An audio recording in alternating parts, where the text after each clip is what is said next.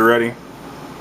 Welcome to BigDaddie Sports. I'm your host, Big Daddy. I'm LB Jenkins. We're back with you talking about the hot topics and the goings on in the NFL. Let's jump right in it. How big was that drive for Joe Flacco Sunday night? The drive was great for him and his confidence, for the confidence in upper management, Ozzie, for Jim Harbaugh as well. John Harbaugh as well. I think he proved that he can do this consistently. You came back against Arizona, you came back this time. And what we see right now is that when he has a receiver that can spread the field, he's able to work. I mean, there's only 67 rush yards.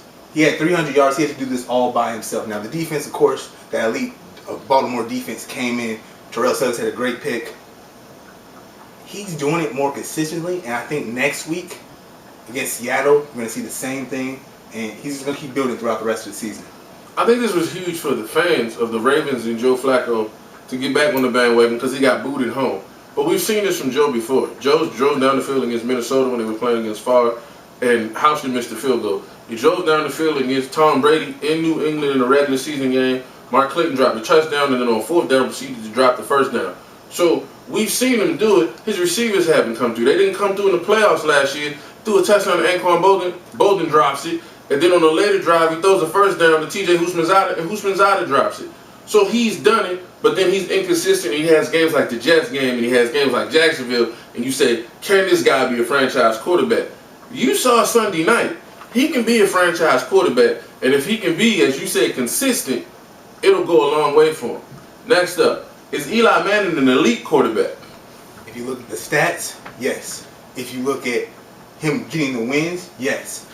People have a problem putting Eli in the elite category with his brother and Tom Brady because he does it ugly. He's not going to give you that finesse of the other two I just mentioned. He's going to get it done. He's going to give it to his running backs. He's going to throw the ball. But as you see, against his win over Tom Brady and the Patriots, he gets it done. I think people's problem with Eli is just that you compare him directly to his brother. Oh, yeah. And he's not Peyton, but when you look at what he's done already, he's got a ring. And he beat the best quarterback in football to get that ring. And so he has to be given credit for that. This season, 5 come from behind wins in the fourth quarter. He has to be given credit for that. They gave him all new receivers last year. He led those receivers. He mentored those receivers. And then this week, Hakeem Nicks is hurt. As you already know, he lost Steve Smith in the offseason. He lost Kevin Boss in the offseason.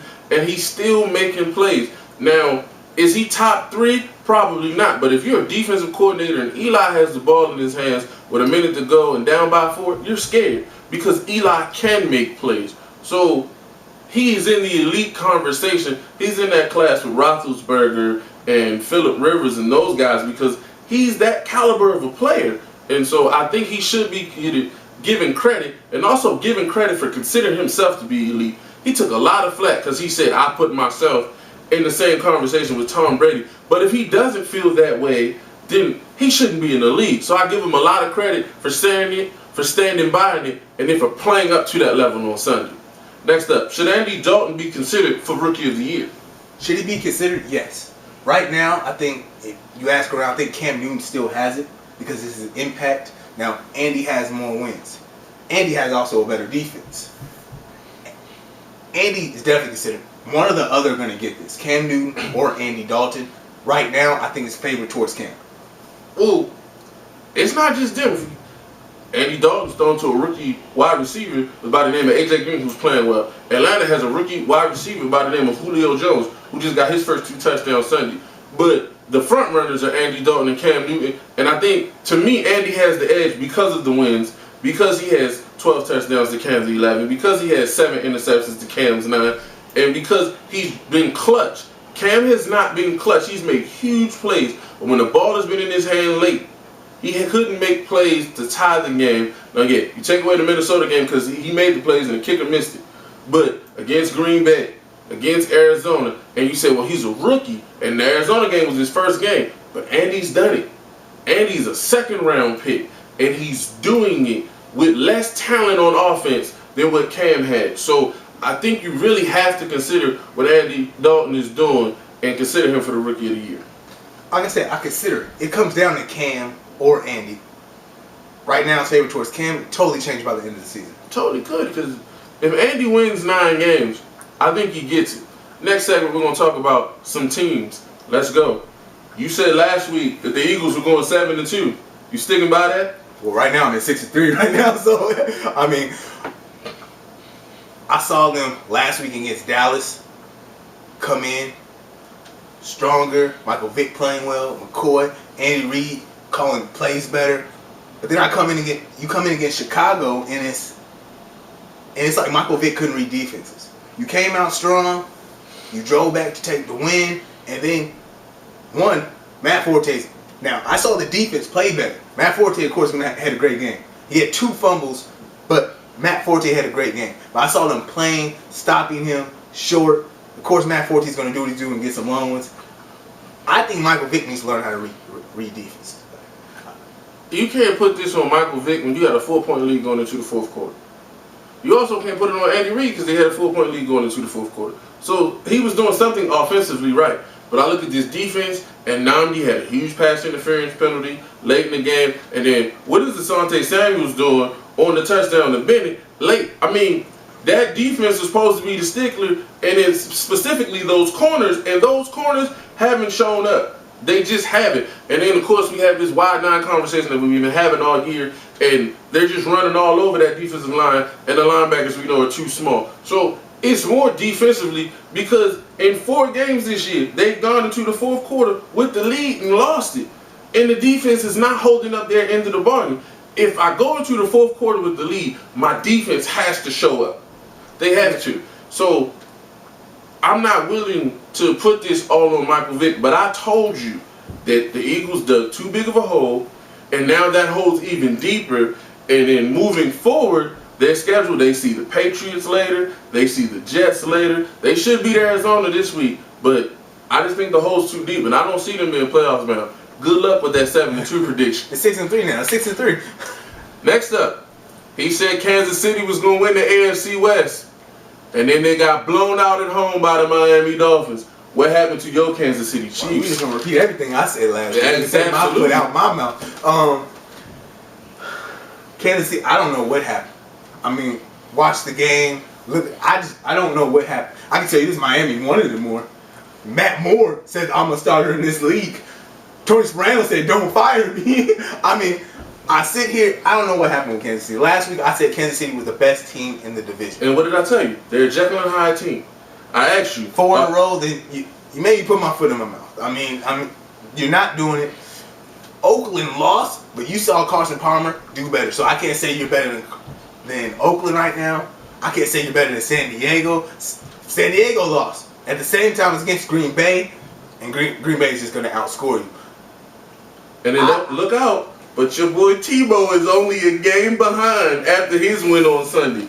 Look, the thing with Kansas City is it boils down to this team doesn't get up every week. That's the 3rd time this season they've been beaten by 28 points or more. The 3rd time.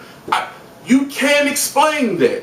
You can't explain how they hang in there with San Diego on Monday Night Football and then get blown out by a winless team on Sunday. Reggie Bush running the ball. Reggie Bush running between tackles. No, I mean, that just shouldn't happen. And so something is amiss in Kansas City. I can't put my finger on what it is, but it's not a team you can trust. One thing is that you can't go into a game with, they're they have a losing record. They haven't won 1 game. You can't play down to your I just won 4 games in a row. I can go in here and win. No, because that team has a lot to prove. That team wants to prove that they're still viable. They got players got to prove that they're good players. And even if you have lost every game, you're going in every week with a win, trying to ruin somebody else's year. So you got to come in with the same mentality every week. Absolutely. Next up, another one of your boys, Fitzpatrick and the Buffalo Bills. Was Sunday the beginning of the end? Because Sunday, Fitzpatrick looked lost. Fitzpatrick looked lost against the Jets, a good defense. Absolutely. Against a good defense, but guess what? He sees Rex's twin brother this Sunday at Dallas. What do you think Rob's going to do? He's going to look at that film and be like, oh, this is how you get the Ryan Fitzpatrick. I don't see it's the end for Buffalo. I say in that division, before this game, I was like, all right, you had a shot. Tom Brady losing, You know, I mean, the Jets haven't been playing consistently. They're all 5-3, but you got to play the Jets again. And next time you play the Jets, it's at the Jets home stadium. You got to play the Patriots again. Miami's going to come in hungry, trying to prove a point. So now you're looking around and you're like, I don't know. They got at San Diego later. Sunday, Ryan Fitzpatrick was 15 of 31 for 191 yards. 15 of 31. I mean, the Jets are going to make you look bad, but if you want to be in that upper echelon of quarterbacks, the $60 million man, then you got to make some plays. I mean, one thing, the key thing that the Jets did, they took away Fred Jackson. And Fitzpatrick, great, decent quarterback. $60 million might have been a little bit too much, but Fred Jackson also helps drive that offense, and the Jets did a good job of taking him out the game. No, I agree with that. And then Stevie Johnson was a no-show. He got lost on Reeves Island and was never found. Next up, your boy Tebow. I mean, last week you said he played better. He played better. He played better. Still under 50% passing, but he played better. He ran the ball. What can we expect from this offense now? I mean, they've changed it. They're going single option. It's like watching Pop Warner football. But hey, if it's working, use it. If it ain't broke, don't fix it. So, can they win consistently like this? I don't think they can win consistently like this. I mean, you come in, you're going to get the option. I mean, I take Tebow right now and put him in 2 years ago, Miami. Instead of Chad Henne, I put Tebow in there, and then you got the Wildcat running. You got a quarterback that can run. That's basically pretty much what they're running. And I don't think Denver's built like that right now. I mean, McGahee had a great game as well, but I don't think they're built like that. And you would have to build that team like that for him to be successful. Willis looked great, like he had young legs, and Tebow ran the ball all over Oakland, which was kind of unexpected. We knew Tebow could run, but for the tune of plus 100 yards and then McGahee for 163, no one expected that. I told you Noshawn had no talent. That's why he wasn't on the field. But can can Denver consistently do this? I don't know. I think teams are smart enough to figure out to play the edges, to contain the run, and at some point, Tebow's going to have to prove it with his arm. He threw a couple of good balls Sunday for touchdowns. I'm not taking that away from him. But 10 to 21, I'm not ready to jump on the Tebow's bandwagon yet. All right, now for the segment you've been waiting for, the picks. Last week, I came back. I got a big win last week. We tried to get it going. We got 2 of the last 3. Let's do what the Eagles can't do and finish strong. It's 6-3. It's 6-3. I still got the lead, y'all. Come on. Let's go. Arizona at Philly. They got a big win Sunday. Skelton looking better than Cole. I mean, you can compare. Let's be real. Skelton and or Cole, man, even though the cornerbacks aren't playing as good as we want them to do, they're going to pick off Cole. They're going to pick off Skelton. Well, Cole's not able to play. They're going to give Skelton in trouble. We're both going with Philly, right? Yes. Yeah. Okay. Next up, Tennessee at Carolina. This ain't easy. But guess what? Carolina, Cam Newton runs better than Chris Johnson in Tennessee. So I'm going to go with Carolina. I'm going with Carolina because they're home. Houston at Tampa. Tampa hasn't been playing consistently. I want them to win. I expect more from them. But they get down, and I think Garrett Blount just came back. He has to get in rhythm again. That was really hurting them, him not being in. I'm going to go with Houston. I'm going with Houston because right now Houston has the best running game in the league. It doesn't matter if Arian Foster isn't there. Tate's playing just as well. That offensive line is blocking great. I'm going with Houston. Next up, Washington at Miami. Now here's a pick'em game. Miami. I'll take the fire that I saw last week against discombobulated Washington offense, defense, and special teams coaching staff. I'm taking Miami. John Beck should be fired up for this game because Miami drafted him and cut him and never really gave him the opportunity to take the reins in Miami. But I don't know if he has the talent to make them pay for cutting him. I'm taking Miami. Next up, Jacksonville at Indy. Jacksonville has a great defense. Wait, you picked Indy last week. And you see what happened. So you off of that? You off of that?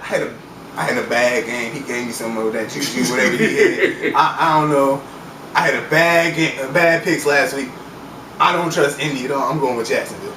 If Indy's going to win a game this season, there's no time like the present.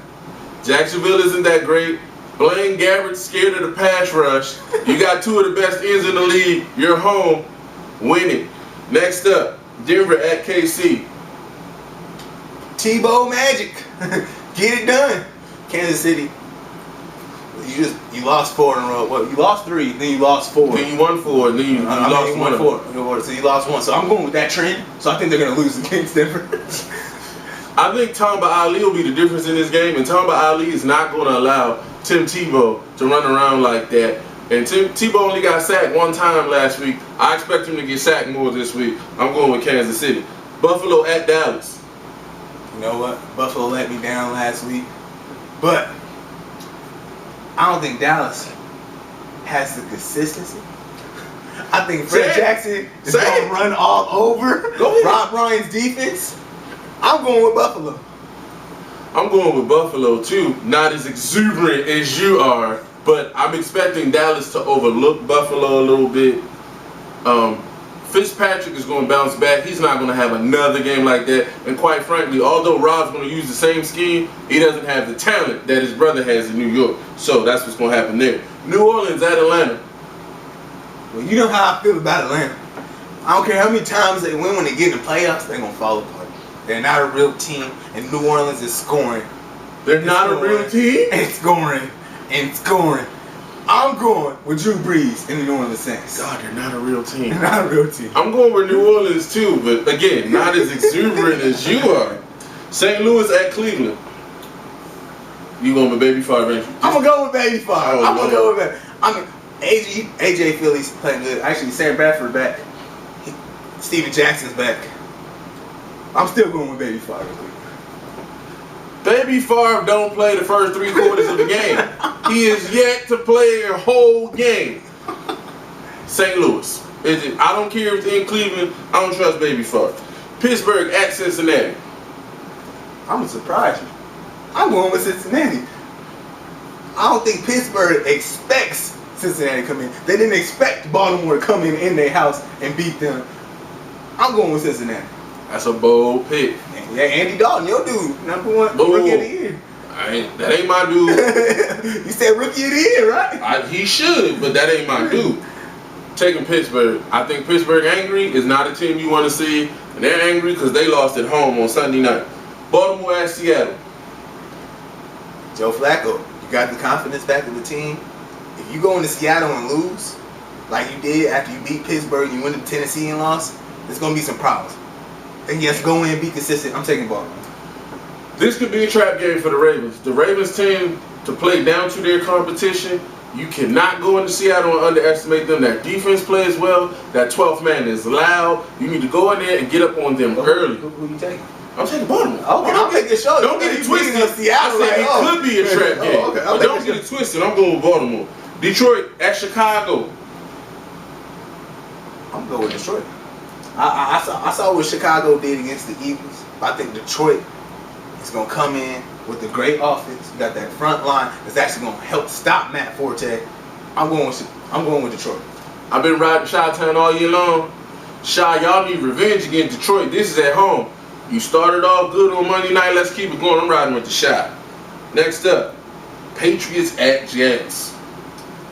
Patriots at Jets. I think Tom Brady's not being Tom Brady. I'm not seeing the same person. And I think the Jets really need this win to take the division. I'm going with the Jets. I'm going with the Jets because the blueprint has been laid for how to bother Tom right now. And they still don't have anybody to stretch the field. And Chad Ochocinco has been on milk cartons lately because he's been MIA. So, yeah, I'm going with the Jets. Next up, Minnesota at Green Bay. Green Bay, enough said. That's all I'm saying. Yeah, Minnesota played Green Bay tight in Ponder's first start. Now this one's in Green Bay, but that Green Bay defense is not doing anything to make you be like, oh, I expect him to win, but I think Ponder's going to put up decent numbers. Oh, he's going to put up decent numbers, but now there's film on Ponder. That's true. That's true. Now, one, it's a division rival. You're going to play your division. You go for to beat your division. Okay. I think you forgot about it. Except San Francisco in there. Did I forget about? Look, that's how much respect I got for that 7-1. No, I'm just playing. We got San Fran. And who they playing this week? That's it. You forgot a game? I forgot again. I picked San Francisco to win. That's all. I forgot it. Look, I'm not big on San Francisco because I still don't trust Alex Smith. That's why I ain't write it down. But this week, I'm picking San Francisco. How about that? Not so. It's like space. We're going in blind. Not sold on Alex Smith. Next up, fantasy. This week, I got LaShawn McCoy versus that Cards rush defense. They gave up over 100 yards rushing to Steven Jackson, just as I said they would, and they're going to do the same thing to LaShawn McCoy. DeMarco Murray versus the Buffalo rush defense. Buffalo's ranked 20th versus the run. And DeMarco Murray is giving that Dallas rush offense a spark, so play him. And then this week, sit Eli if you have a better matchup because he may struggle versus those 49ers. All right, thank you very much. All right, Jacksonville versus Indy. I'm taking Jacksonville defense. Put Jacksonville defense. This is going to be a very low-scoring game. Take Jacksonville. Their defense is stopping teams and keeping down, even if not getting the win, they're keeping the score low. And then, of course, I got your double defensive header, Pittsburgh and Cincinnati. Another low-scoring game. Pick either defense up. All right, that's all we got for you this week. Good luck with your picks. Hit us up on Twitter, BigDaddie6. I'm LB Jenkins at Light Bright J. I got something for you. Happy birthday to our director, Ebonie Witt Wires. Thanks for everything that you do. You guys have a good week.